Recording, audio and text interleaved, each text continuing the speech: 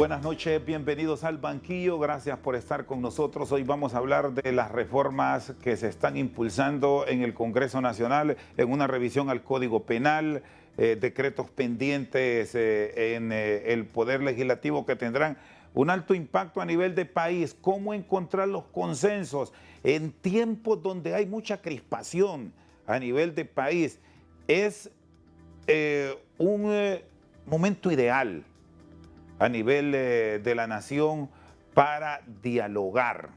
Un ejemplo que ha quedado con una exposición mala, digamos, para Honduras, ha sido esto del Colegio de Abogados en los últimos días. Y hoy está aquí con nosotros el abogado Jorge Herrera. ¿Qué tal está? Un gusto. Vicepresidente del Colegio de Abogados y es el responsable del claustro de maestros de Derecho. Todavía se identifica así, ¿verdad? Sí, sí. De la Universidad Ciencias Nacional Autónoma de Honduras. ¿Qué tal está? Buenas noches, bienvenido. Buenas noches, muchísimas gracias por el espacio.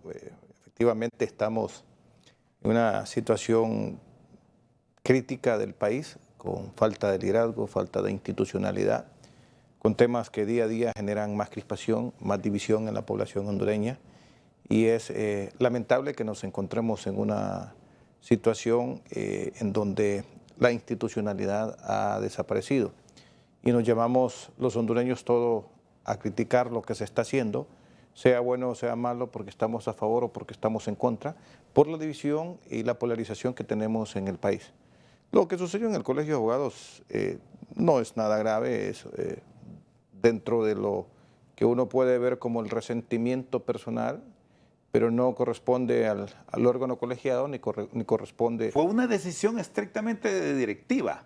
Sí, es que en el Colegio de Abogados tiene, por mandato de ley, tiene la facultad, la Junta Directiva, de elegir un miembro ante la Junta Proponente. Históricamente, quien ha estado en esos puestos es el presidente. Y en esta ocasión, la Junta Directiva, por unanimidad, decidió nombrar a otra persona.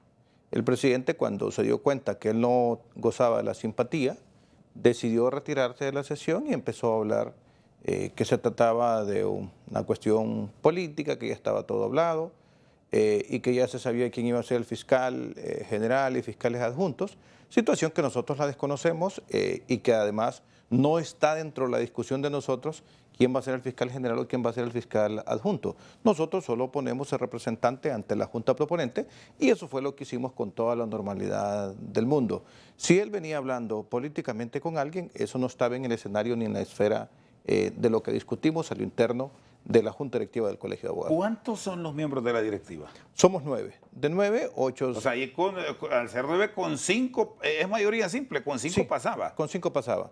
Pero 8 estuvimos a favor de la candidatura de Alejandro Hernández. Pero al final fue capote. Sí, excepto el presidente que decidió retirarse y no estar en la sesión. Pero después se fue por unanimidad. Estamos hablando de el representante del Colegio de Abogados de Honduras en la Junta Proponente para elegir al nuevo fiscal general de la República y fiscal general adjunto. Ahora, planteado esto, ¿desprestigia el proceso que el presidente del Colegio de Abogados cuestione el nombramiento y que advierta que eso ya está todo dado y que ya se sabe que lo va a poner este partido, que los otros dos grandes de oposición, por lo menos en años, uno de ellos, el Partido Liberal, ha bajado en número de seguidores, pero que ya está todo finiquitado, todo está firmado y sellado? Bueno, mire, yo creo que de primas a primeras generó una alarma, porque antes de tener otra versión o aclaración de los hechos, se creía lo que le estaba diciendo. Pero después que se han aclarado los términos en los cuales se dio la elección y que por primera vez es el presidente que no se elige por decisiones exclusivas de la Junta Directiva, creo que no hay mayor crispación o problema. Ahora, es normal pensar que se trata de una partición de puestos de los partidos políticos. Y eso no es por lo que sucedió en el Colegio de Abogados, sino por lo que viene sucediendo históricamente. Se dice que cuando se nombró la Corte Suprema de Justicia, los partidos políticos se pusieron de acuerdo, hicieron una partición de puestos e incluyeron al Ministerio Público. Y están hablando de crear otra fiscalía adjunta para tener 2 fiscalías adjuntas y el fiscal general, y así los 3 partidos de mayor popularidad o los más grandes, entonces puedan tener una cuota de poder en el Ministerio Público. Eso sí es preocupante y eso sí es contradictorio, porque el objetivo de tener un fiscal general y un fiscal adjunto no es para dárselo a un partido político, sino para que persiga la acción penal del Estado. Y aquí hay otro elemento, abogado, y que esto seguramente traerá polémica, porque la Junta Proponente se ha convocado con la Constitución vigente. Y Sí. ahí establece que se elegirá un fiscal general y un fiscal general adjunto. Pues es como que quieren poner 2. Se implicaría reforma constitucional y se elige en septiembre. Si es cierto que vienen 2 fiscales generales adjuntos, implica entonces que este año no se elige fiscal general, porque para reformarla tienen que reformar la Constitución para el otro fiscal adjunto. Y para reformar la Constitución necesitamos 2 periodos legislativos. Y puede continuar el abogado Oscar Fernando Chinchilla y Daniel Cibrián hasta enero. Mientras no se elija uno nuevo, Ellos siguen. tienen que continuar en el puesto. Eso es igual que la Corte Suprema. Entonces esa puede ser la famosa colita o el truco político para ese escenario. Sí, sí. Miren, dentro de todo esto, creo que para allá lo van a llevar. Si usted se fija, hay una falencia de liderazgo a tal grado que por primera vez se miran periodos largos que funcionarios de los que nombra el Congreso Nacional al día de hoy no se han nombrado. Tenemos el miembro del Tribunal Superior de Cuentas, que se fue de magistrado. El del Consejo Nacional Electoral, que también se fue de magistrado y todavía no lo han nombrado. Eso me parece que lo van a llevar a un solo paquete político para poder sacar los famosos acuerdos. Yo sigo creyendo en Honduras, para ser franco, y sigo creyendo en esa junta proponente. Hay buenos profesionales que si ellos se integran de forma directa, los hondureños tenemos expectativas. Está la presidenta de la Corte Suprema de Justicia, está el rector de la Universidad Nacional Autónoma de Honduras, está un representante de las universidades privadas, está el CONADE, que por ahí hay alguna independencia de estas personas, aunque sean funcionarios públicos, pero son personas de un alto perfil que tienen que comprometerse con el país y ya a estas alturas están nombrados, no los van a sacar y van a elegir a profesionales con un buen perfil profesional. ¿Cuál deberá ser el gran reto del nuevo fiscal general? Mire, sin duda alguna, el fiscal general actual se quedó corto y generó muchas dudas porque hemos visto a lo interno y esencialmente hemos visto la extradición. La extradición es una deficiencia del sistema de justicia de Honduras. Si en Honduras investigáramos y persiguiéramos a los narcotraficantes o a los terroristas, que son los que permiten extradición, no debería de irse ningún hondureño para el extranjero. Es una debilidad. Pero ante esa debilidad Pero no es que una está, necesidad. pero para aclarar esto, pero no es que está a favor de que dejen sin valor y efecto el auto acordado. No, al contrario, es una necesidad real que tenemos por las O falencias. sea, más bien es olvidar ese auto acordado y crear ley. Hay que Ley de crear una ley, extradición. hay que crear una ley porque también, mire, son las debilidades del sistema de justicia hondureño. No es posible que mediante un auto acordado estén extraditando hondureños. Emitan la ley, no le tengan miedo, diputados. Ya reformaron la Constitución de la República. Regúlenlo con la ley secundaria. Debemos de hacer las cosas bien. Entonces volví al tema que la extradición es necesaria en Honduras porque no tenemos fortalecido el Ministerio Público. Y vuelvo a las extradiciones. Fíjese que en Honduras no se conocía que esos eran narcotraficantes y en Estados Unidos son condenados, son sentenciados. Pagan la pena y aquí lo único que... Es decir, aquí vamos a otro escenario donde encontramos, abogado Jorge Herrera, deficiencia en los entes de investigación. Es correcto. En la inteligencia, incluso en la contrainteligencia que la debe tener la Policía Nacional, la ATIC. Pero yo llego a pensar que algunos de estos órganos de investigación sí tienen conocimiento que estas personas andaban metidos en ese tipo de ilícitos. Es imposible poder esconder un capital de tal magnitud que se habla de los narcotraficantes. Y como es imposible, entonces es lógico pensar que en el pueblo todo el mundo se da cuenta cómo vive cada quien. y simplemente no quisieron actuar o le tuvieron miedo a actuar. Para ser fiscal general no solo necesita el perfil profesional, sino que sea una persona valiente, que no le tenga miedo a presentar requerimientos fiscales a quien corresponda, independientemente si es un alto funcionario, si es una persona común o es un alto narcotraficante. Entonces, el fiscal general lleva ese compromiso de limpiar hasta cierto punto la imagen del Ministerio Público. Esa suspensión de labores o huelga que se dio en el Ministerio Público en los últimos tiempos, recientemente, esa es falta de administración, falta de una gestión, falta de un liderazgo que pudiera conciliar esas diferencias y buscar acuerdos. Al final siempre le tocó ceder. ¿Por qué no lo hizo de inicio y dejó que se alargara todo ese problema? ¿Cuánto llevaría preparar? Es que hay buenos juristas y profesionales de primera en investigación, una ley de extradición en Honduras. O ya hay algunas iniciativas que se pueden unir para tener una ley, o advierte que hay miedo. Es miedo, es falta de voluntad política. Pues, emitir una ley de ese tipo no es difícil, es más, ya hay borradores de esa ley que se pueden tomar como base para hacer los cambios necesarios y poderla aprobar en el Congreso Nacional. Yo creo que es falta de voluntad y no descarto que algunos de los que están en el Congreso Nacional, algunos diputados, tengan miedo a futuro por esa ley y también tienen algún tipo de reserva por los liderazgos que están anteriormente. Nótese que muchos de los de los diputados que aprobaron esa ley o la reforma constitucional de la extradición, hoy están en Estados Unidos pagando una pena. Entonces fueron extraditados.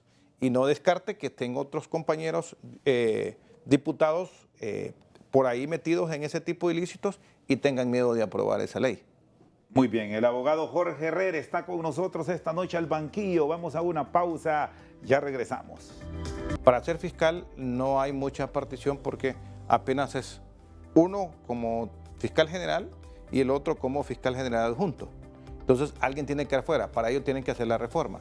Dicho de otra forma, no hay tanto puesto como para pelear por tantas personas, pero deberían de actuar con responsabilidad los diputados del Congreso Nacional. Habría que ver si van a actuar como políticos, como ellos dicen que son, o van a actuar como buenos hondureños.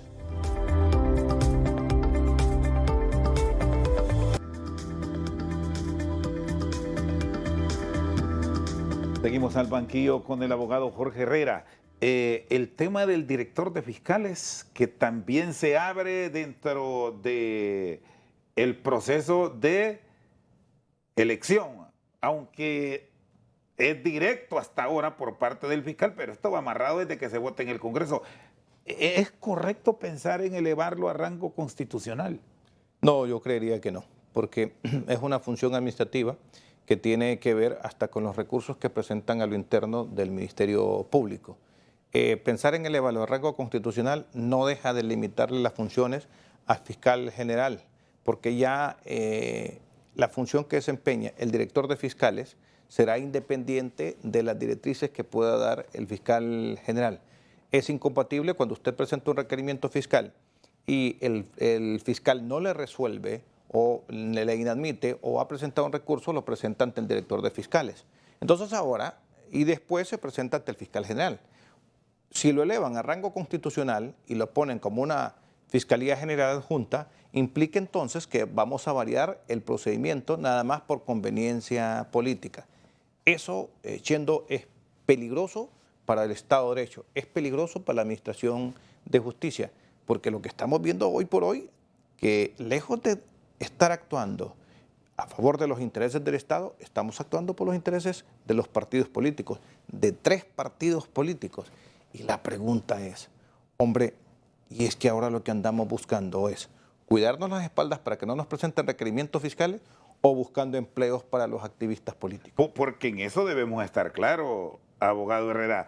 La elección en la Cámara va a ser política, es mayoría calificada y eso en el marco de lo que hemos observado en elecciones de segundo grado recién es Libre, Partido Nacional y Partido Liberal en su orden con diputados 50, 43 o 44 y 22. Sí. Ahí se hacen esos votos. Es que últimamente como que ya los diputados al Congreso Nacional nos están diciendo, con una publicidad fuerte todos los días, que el Congreso Nacional es un órgano político. Ya se les olvidó que es un poder del Estado, que es el que va a crear, derogar y modificar leyes. Y entonces dicen, no, este es el órgano político por excelencia, aquí convergen todos los políticos a nivel nacional y es lógico que aquí vamos a actuar políticamente. Perdonen, diputados, no es cierto que tienen que actuar políticamente. Una vez que fueron nombrados, están obligados a actuar como funcionarios públicos, con la responsabilidad que les manda la Constitución de la República. Nos quieren hacer creer ustedes que van a actuar políticamente olvidándosele la responsabilidad jurídica y administrativa que tienen. Yo no comparto el criterio que me digan tenemos que arreglar esto políticamente. El país no es de salidas políticas. El país tiene otras acciones en las cuales tenemos que revisarlas. En Honduras hemos fracasado en salud, en educación, en infraestructura, que son tres ejes fundamentales que desarrollan un país, y luego en inseguridad. Y si eso lo tratamos políticamente, jamás vamos a salir de su desarrollo. Ahora, ¿cómo debe entonces actuar la Cámara? Los parlamentarios en este proceso de elección, sobre todo observando lo que se mira a diario en ese Congreso Nacional, que de parlamento no tiene nada. Mire, es lamentable cómo en algún momento vemos las sesiones del Congreso Nacional para ver quiénes fueron los que se pelearon, quiénes fueron los que fueron a dar de qué hablar ese día. Para elegir el fiscal general y el fiscal general adjunto ya está los requisitos en la ley, ya está los requisitos que debe llenar el fiscal general y ya está cómo deben de actuar los diputados. Efectivamente hay requisitos de ley que deben de cumplirlos, pero además allá en el Congreso Nacional de la nómina o terna que le mande la Junta Proponente deben de buscar elegir el mejor. En los últimos tiempos no se vio. Es más, para la elección de la Corte Suprema de Justicia sabemos que fue una repartición de magistrados. Y muestra de ello el mejor ejemplo que los dos primeros lugares no se nombraron. Esos quedaron por fuera. O sea, no predomina la meritocracia para elegir un funcionario público, pero por lo menos deben actuar con responsabilidad. Para ser fiscal no hay mucha partición porque apenas es uno como fiscal general y el otro como fiscal general adjunto. Entonces alguien tiene que quedar fuera, para ello tienen que hacer la reforma. Dicho de otra forma, no hay tanto puesto como para pelear por tantas personas, pero deberían de actuar con responsabilidad los diputados al Congreso Nacional. Habría que ver si van a actuar como políticos, como ellos dicen que son, o van a actuar como buenos hondureños.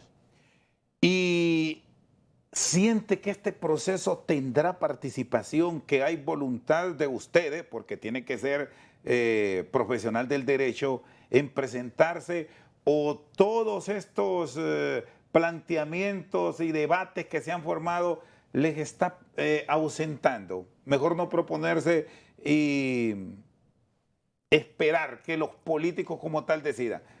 En los últimos tiempos hay una... hay ausencias, abogado, no les gusta mucho. Hay una ausencia de profesionales que quieran participar en este tipo de procesos. Vea que la elección de esta Corte, la cantidad de participantes fue menor que la anterior, a pesar que hay más notarios o más abogados con requisitos. Bueno, no se llegó a 200. No llegaron a 200, y la vez pasada había más de 200. Luego, para ser fiscal general y fiscal adjunto, los requisitos son más específicos. Tiene que tener conocimiento en derecho penal, en derechos humanos, y no todos los abogados tenemos ese conocimiento. Para ello, creemos que la cantidad... No tiene que ser notario. Sí tiene que ser notario. Tiene que ser notario. Sí, tiene que ser notario. Entonces, la cantidad de profesionales que van a participar van a ser menor que para magistrado, y de esos, los que ya sabemos que no tienen padrino político tampoco van a participar, porque estamos convencidos, ya nos vendieron la idea que para optar a estos puestos hay que tener un acompañamiento político. Y si un profesional del derecho se ha dedicado única y exclusivamente al ejercicio profesional independiente, a profesionalizarse, no va a poder ser optar a ninguno de estos puestos. Ahora, en este proceso de la elección del Ministerio Público, ¿qué esperan como planteamiento de los profesionales del derecho para optar a este cargo? ¿Compromisos en qué línea de pensamiento? Porque se tiene prácticamente por sentado que tendremos un fiscal, y no sé si usted va a compartir eso, cuya línea de pensamiento es cercana a Libre, que es el partido mayoritario. Va a ser primera vez que se dé eso, y viene una elección. Y hay quienes tienen sus dudas por aquello de las persecuciones que se pueden presentar desde la Fiscalía del Estado. Mire, quizás es un comentario que escuchamos en los pasillos a diario, ¿no? Y creemos que, y lo dicen algunas personas allegadas a Libre, que el próximo año con el cambio fiscal van a haber una cantidad de requerimientos fiscales. Sin duda alguna, si los hay, ojalá que hubiera causa para esos requerimientos fiscales. Lamentable sería que esos requerimientos fiscales vinieran precedidos de una afiliación o una persecución política. Eso sería lamentable. El fiscal general actual creo que ha quedado en deuda con Honduras y necesitamos un fiscal que llegue mucho más comprometido con la independencia que debe tener en el Ministerio Público. Debe de ir a hacer una limpieza al Ministerio Público y debe de ir a capacitar a esos fiscales como tal. ¿Cómo que limpieza? ¿A despedir, a quitar fiscales? Claro, sin duda alguna. Vea que fiscales han sido acusados criminalmente, se han presentado requerimientos fiscal. Hay fiscales presos. Es impensable pensar que estos van a andar metidos en actos de corrupción o en actos ilícitos. Vi en una incautación que le hicieron a una persona que cuando estaban haciendo la incautación, una persona vino, agarró cosas y se las metió en una mochila. Eso es lamentable también del Ministerio Público, que se pueda dar ese tipo de situaciones. Y la verdad, hay buenos fiscales, pero también hay que ir a capacitar a esos fiscales y hay que sacar lo que no está contribuyendo. El Ministerio Público tiene una cantidad alta de requerimientos fiscales que al final son sobreseídos o dejados en libertad las personas que han sido acusadas. Eso también hay que revisarlo con mucho cuidado, porque no se puede estar presentando requerimientos fiscales solo para ensuciarle el nombre a una persona. Una vez que usted presentó un requerimiento fiscal, ya quedó grabado como que le presentaron un requerimiento fiscal. Aunque sea inocente, ya le mancharon su nombre. ¿Cómo se puede ver fortalecido el papel, el rol de la Fiscalía de la República con una eventual llegada de la CICIG? ¿Bueno o malo? Por aquello de la sustitución. Mire, yo sigo insistiendo que vengan personas de afuera a administrar justicia en Honduras es malo. Pero ante la falencia que tenemos en el país es necesaria. Aún siendo mala, es necesaria. Tenemos una debilidad terrible y no hay independencia en los órganos de investigación y del Ministerio Público como tal. Cuando vienen estas organizaciones como la CICIG que quiere venir, o la MASIG que vino, estas personas venían mucho más comprometidas, tenían mucho más independencia, tenían menos afinidad. Pero solo estaban como acompañantes del proceso no tenían el derecho de la acción penal pública. ¿Es bueno pensar en darle esto a la CICIG o es entregar el país? Yo, como abogado, no la daría. Es no confiar en los hondureños y confiar en extranjeros. Es quitarle la facultad a un órgano como el Ministerio Público, que le hemos dado la facultad de la persecución penal, y dársela a un extranjero. A mí me parece que eso es malo. Está bien que vengan, que hagan investigación, que hagan acompañamiento, pero que al final la responsabilidad sea del fiscal general por medio de las diferentes fiscalías que tiene el Ministerio Público. Si logramos poner un fiscal independiente y valiente, no vamos a tener problema si le damos o no le damos la facultad. Y si no se la damos, nosotros sabemos que ese fiscal general estará comprometido y podrá presentar el requerimiento fiscal que le pida la CICIG o la MASIG, como le quieran nombrar. Y creo que es peligroso que le estemos dando a extranjeros o a organizaciones extranjeras la administración de justicia en el país. El abogado Jorge Herrera con nosotros al banquillo. Una pausa, ya regresamos. En los países desarrollados, la tendencia es a incrementar las penas para endurecerlas y que la gente piense a la hora de querer cometer los ilícitos. Solo en Honduras es que tendemos a bajar las penas. Es contradictorio.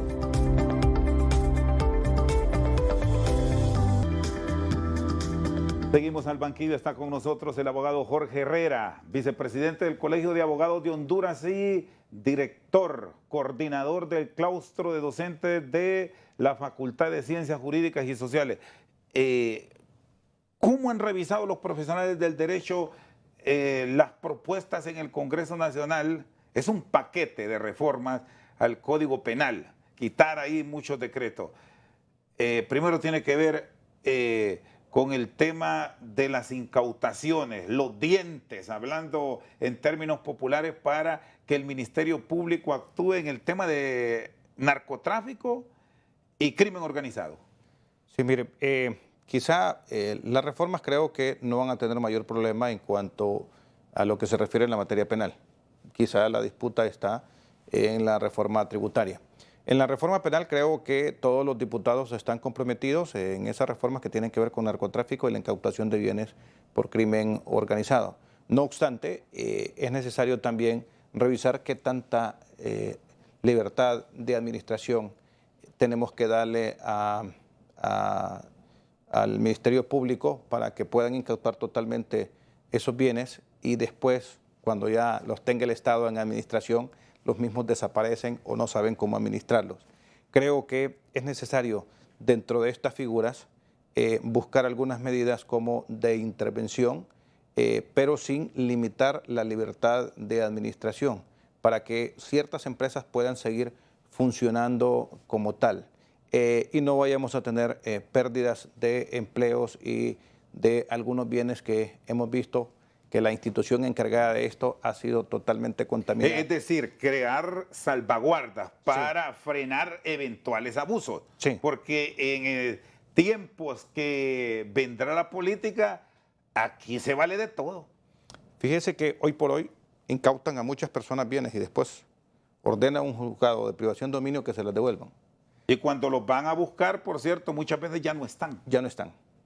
Eso debe regularlo el Estado. No tiene esa capacidad de administración como la tiene el sector privado. Y entonces creemos nosotros que hay otras medidas. Los AVI, por ejemplo, que se pensó que era un brazo aliado del Estado en este proceso, es un ente fallido, fracasado. Fracasó. La OAVI fracasó por donde usted lo quiera ver. Fracasó y no hay forma de defenderla. El mismo director de la OAVI, que está actualmente y que llegó en esta nueva administración, ha dicho que se han dado abusos y en exceso de la administración de los bienes de la OAVI.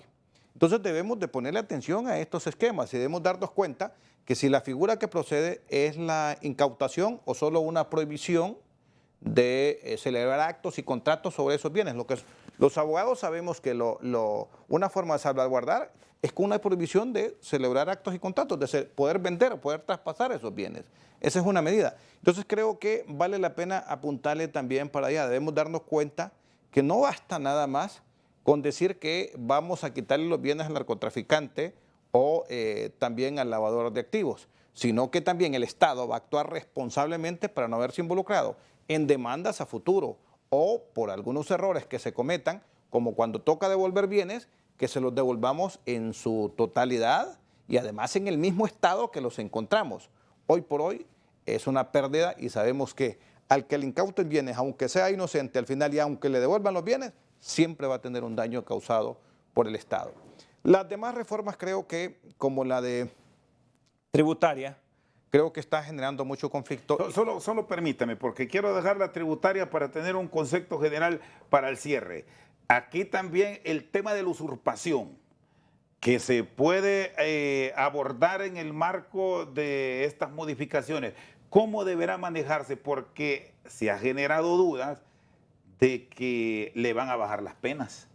Mire, en los países desarrollados la tendencia es a incrementar las penas para endurecerlas y que la gente piense a la hora de querer cometer los ilícitos.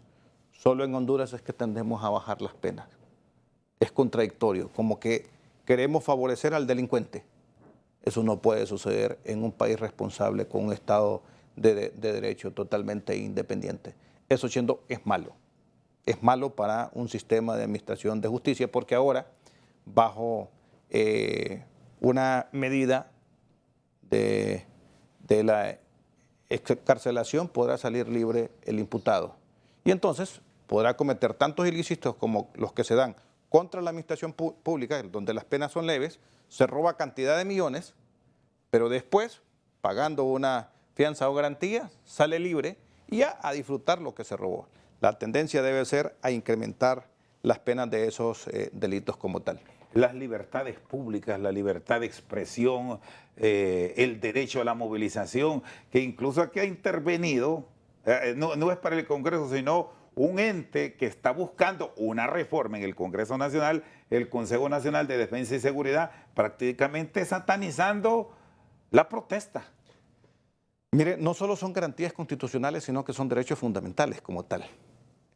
Pero dependiendo del gobierno y los intereses que tengan, los gobernantes tienden casi siempre a modificar estas garantías. Véase cómo la libertad de movilización con esa protesta que se dio en Cholteca, cómo la estaban satanizando. Y en Honduras, los que mejor y más movilizaciones de protesta han hecho son los que están en el actual gobierno. Es más, nosotros vemos cómo llegan a las instituciones públicas con las famosas motorizadas a hacer una protesta. Cómo para ellos sí es buena la protesta, pero para otros que la hacen de forma pacífica, con un pensamiento de defender un derecho, la vamos a criminalizar. No puede suceder eso en un Estado de Derecho. Es una libertad de expresión, de manifestación que yo tengo, una libertad de protesta, de salir públicamente. Esa manifestación de Cholteca, que es la que ha generado el mayor conflicto, esa movilización fue totalmente pacífica, todos los hemos visto. Que después, si fue promovida por los empresarios, también son hondureños y tienen derecho, también tienen inversión en Honduras y tienen derecho. ¿Por qué vamos a criminalizar ese tipo de acciones solo porque no nos gustan, porque no favorece al partido de gobierno? Nótese que no solo es de este gobierno, también tuvimos serios problemas con el gobierno anterior en el primer periodo. Después se fue calmando un poco y fue aceptando la realidad que estamos viviendo en el país. ¿Y qué podría ocurrir en este marco planteado? ¿Recursos de inconstitucionalidad ante una posible detención? Porque solo se propuso, en realidad no, hasta hoy, no se ha tenido ejecución. No, solo fue la publicidad y solo fue rechazo de parte del gobierno. Al final no hubo nada más que una acción para querer amedrentar a los empresarios para que no salieran Bueno, incluso hasta Estados Unidos se pronunciaba a través del embajador Brian Nichols. ¿Es correcto que haga esto Estados Unidos?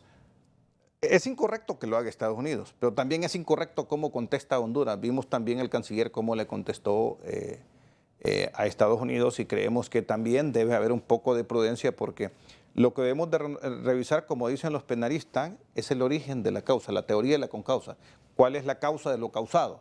Y la causa de lo causado no es la protesta propiamente, sino lo que está sucediendo con una reforma tributaria como tal. La protesta es una acción que están haciendo uso empresarios y muchas personas en el país para decirle no estamos de acuerdo con eso. No estamos de acuerdo con eso, pero no debemos de criminalizar solo porque no están de acuerdo con su pensamiento, con su ideología o con un proyecto. Al final el Congreso es el que va a tomar la determinación para ver si se aprueba o no. Lo que pasa es que no gusta cuando hay una oposición férrea y que los diputados, siendo políticos, saben que son electores y que tarde o temprano los van a necesitar. Entonces da miedo por una cuestión política, no por una represión en el fondo que estén pensando hacer, sino cómo limitar ese derecho de protesta de estas personas que lo hicieron en Cholteca. Y el tema de los medios de comunicación que también haya estado planteado en busca de bozal, de limitar la expresión como tal. En Honduras, por un lado o por otro, siempre buscan limitar la libertad de expresión. El funcionario público no se da cuenta que cuando llega a esos puestos está expuesto y que van a haber comentarios de su gestión, buena y mala, de acuerdo como él esté actuando. Pero el periodista, que aquel que dice la verdad, que informa y que forma opinión, Hay que limitar ese derecho de expresión. ¿Por qué ese periodista está en contra del gobierno? No dice que está a favor del pueblo hondureño, dice en contra del gobierno. Y nos preguntamos, ¿qué es más importante? ¿Los gobernantes o Honduras? ¿Qué es lo que debemos proteger? ¿Qué es lo que deben de proteger los periodistas? ¿El país o a los gobernantes que solo van a estar 4 años? Aquí es una buena ruta el planteamiento de la despenalización de las injurias y las calumnias para el tema comunicación. Ahí tengo alguna duda porque también los excesos hay que regularlos aún en el periodismo. Pero dejarlo solo para una responsabilidad civil o económica, viéndola y diciéndola de forma directa, puede ser que al final tengamos una norma, pero que no podamos ejecutarla. Yo creo que la libertad de expresión debemos de garantizársela en primera instancia a todos los hondureños, pero en segunda instancia como una labor de una actividad laboral y del día a día como una labor de formación a los periodistas, hay que protegerlos. Pero también no hay que entrar en excesos. Hemos visto en algunos momentos que lejos de ser un periodismo informativo, lo que tenemos son periodistas que van a denigrar totalmente. No vamos a mencionar nombres porque después nos van a pedir pruebas, pero sí sabemos que hay en el medio. Yo de verdad no estoy totalmente de acuerdo, no estoy convencido hasta el día de hoy que debamos despenalizar las injurias y las calumnias porque no solo tenemos que verla en el periodismo, sino que tenemos que verla en un contexto general. Muy bien, el abogado Jorge Herrera con nosotros al banquillo. Pausa, ya regresamos. Y en Honduras, el gran creador de empleos, de puestos de trabajo, es el sector empresarial. Peligroso en esto es que estén pensando los inversionistas extranjeros que el país no tiene seguridad jurídica para traer su dinero aquí y se vayan a otro país que genere esa estabilidad jurídica y económica.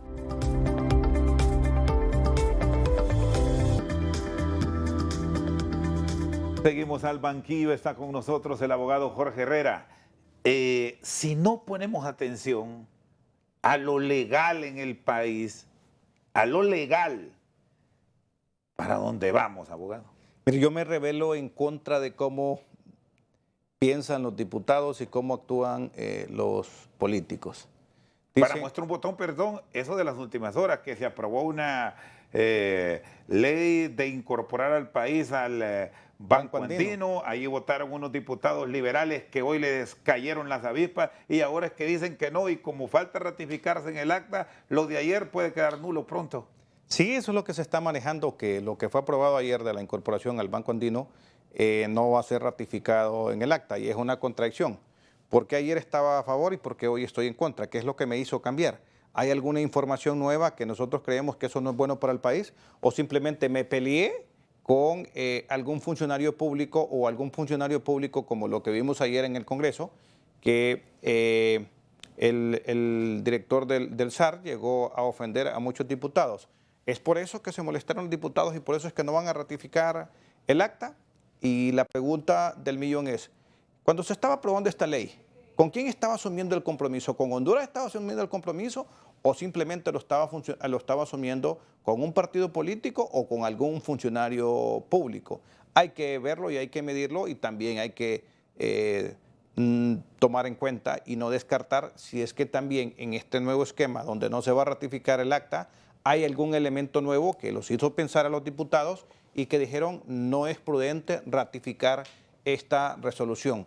Pero eso lo que demuestra es una carencia de liderazgo y también una carencia de responsabilidad con el Estado, de no tener la investigación, la información adecuada o de no querer hacer las cosas por cuestiones políticas. La ley de justicia tributaria es la que ha llevado a esta crispación, en medio de todas estas otras propuestas que ya las hemos abordado, que ahí están, pero es como el punto de quiebre que se tiene en este momento entre la clase política.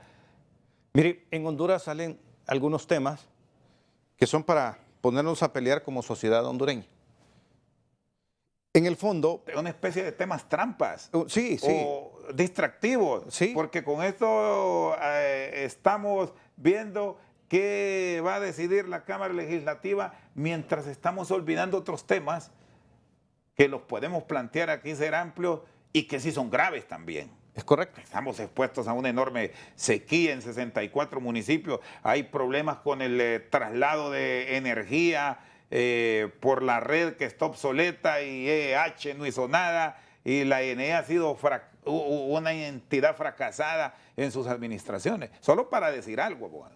Sí, sí, los hospitales, el área de salud pública, no hay medicamentos. Y eso es gravísimo. Educación con problemas que venimos docentes, que no es de ahora, va. Esto se viene arrastrando por décadas. Pero venimos también de un descuido de los centros educativos por la pandemia, que estuvieron cerrados y no hemos visto las mejoras o los cambios en los centros educativos. No es culpa de este gobierno, no estamos culpando a este gobierno, pero sin duda alguna es donde también tenemos crisis. La reforma tributaria que están pensando hacer ha creado serios conflictos y está creando una división peligrosa en el país. Se están peleando los empresarios con el gobierno como tal, con el Estado. Y en Honduras, el gran creador de empleo, de puestos de trabajo, es el sector empresarial. Peligroso en esto es que estén pensando los inversionistas extranjeros que el país no tiene seguridad jurídica para traer su dinero aquí y se vayan a otro país que genere esa estabilidad jurídica y económica. No sé qué tanto le pueda, tan cierto puedan ser los números que está dando el director del ASAR, porque vemos a los empresarios que salen con otros números, salen con otra versión, salen con otras verdades. Lo que sí estoy consciente es que si hay un exceso en las exoneraciones, el exceso lo permite el Estado, porque es el Estado el regulador, el Estado el fiscalizador y es el Estado el que tiene que emitir los controles. Y no puede solo culpar al sector privado de los excesos. Aquí en Honduras nos conocemos y sabemos que también el funcionario público, por amistad, por política o por coima, se presta para este tipo de... Es decir, si aquí se han encontrado abusos o incumplimientos en esas exoneraciones, incluso hasta en exenciones, el SAR ya tiene una normativa para actuar. Claro, no se dan nombres por asunto del proceso, pero el paquete como tal, si comprobó, lo puede llevar a la fiscalía. ¿Cómo es correcto? ¿Cómo es que hay abusos? ¿Cómo es que hay excesos? Y no se han presentado demandas civiles ni tampoco requerimientos fiscales por esos abusos y excesos. Entonces, todo es por medio de ley, no por medio de la autoridad. Yo de verdad no creo tanto ese discurso como lo están vendiendo. Lo están vendiendo más como una publicidad para captar un tipo de apoyo de la población hondureña, pero no están diciendo la verdad. En Honduras nos están diciendo que por el exceso de las exoneraciones o porque no pagamos impuestos, por eso es que somos un país desarrollado. Digámonos verdades. El desarrollo en Honduras viene por la visión del funcionario público que hemos tenido en los últimos tiempos, por el robo que se ha dado descarado en el país. Eso es lo que nos tiene sumergidos en esta crisis de falta de educación, de falta de seguridad jurídica, de falsa institucionalidad. Ese tipo de cosas nos tienen bien complicados en el país. Busque funcionarios en los últimos tiempos comprometidos con educación, con seguridad, con salud, con infraestructura, va a encontrar muy pocos. Busque funcionarios capaces en las distintas áreas del conocimiento de los cuales se desarrolla el Estado, donde tiene las diferentes actividades, va a encontrar con un perfil muy bajo, porque estamos entendiendo al activista político, no al profesional capaz de sacar adelante una institución. Están llegando las inversiones, ustedes hacen un papel fundamental, clave en la atracción de capital, en los registros.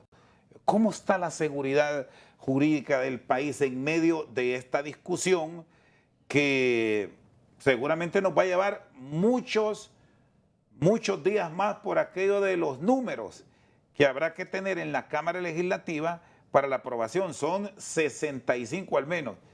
Y ya hubo una prueba de cómo están las bancadas decrispadas por lo que les están diciendo.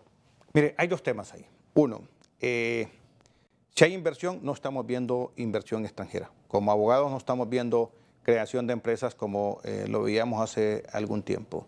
¿Cuáles son las causas? Primero, la inseguridad jurídica, el cambio de políticas. Hay mucha invasión. Sí, mucha invasión. pero también hay un problema serio en la Corte Suprema de Justicia. El empresario no quiere vivir peleando, no quiere tener juicios largos. Y la Corte Suprema de Justicia, hay una mora terrible que viene desde hace mucho tiempo.